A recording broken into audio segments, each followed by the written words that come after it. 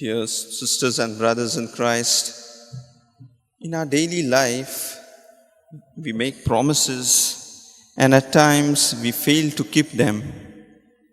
We promise with good intentions, but due to our weakness, fears, circumstances, we break those promises. And when it happens, trust is broken, hearts are hurt.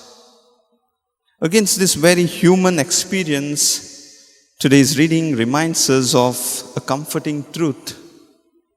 God is always faithful and He never breaks His promises. Even when human promises fail, God's promise never fails.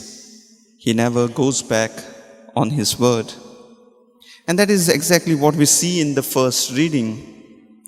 The people of Israel were suffering because their leaders had failed. Kings who were meant to lead the people, kings who were meant to guide them, had led them astray. And as a result, people felt scattered, people were disappointed, and they were unsure about their future. And it is in this brokenness, it is in this broken situation that God speaks to Jeremiah. And through Jeremiah, he says these beautiful words, I will raise up for David a righteous branch. I will raise up for David a righteous branch. In a way, God promises a king who will rule with justice and righteousness. Even in times of failures and confusion, God was slowly and quietly preparing for the salvation of His people. And this same promise we see becomes real in today's gospel. God fulfills this promise. The promise He made through Jeremiah to His people is fulfilled through Joseph and Mary. Joseph, being an ordinary man, wanted to live a good life, a faithful life to God.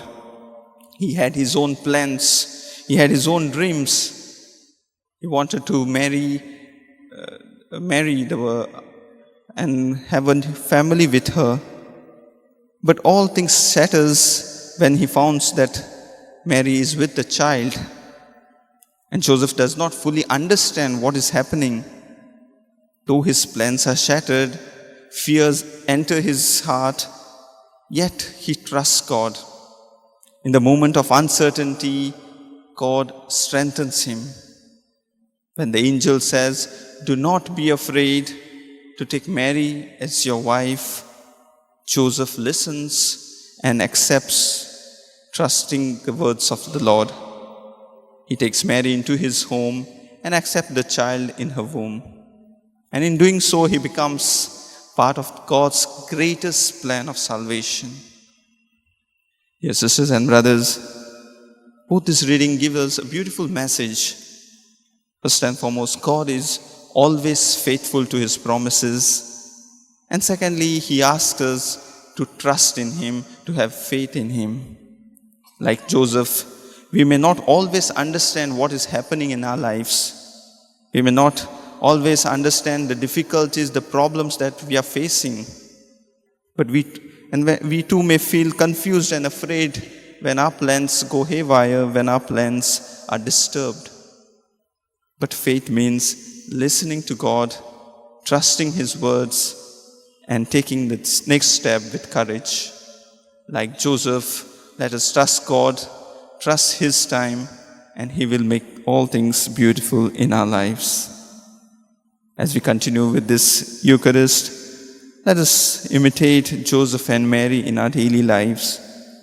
Let us open our hearts to Jesus, our Lord and God, and welcome Him into our homes and our lives. May our trust in God grow deeper each day, knowing that He is always faithful to us. Amen.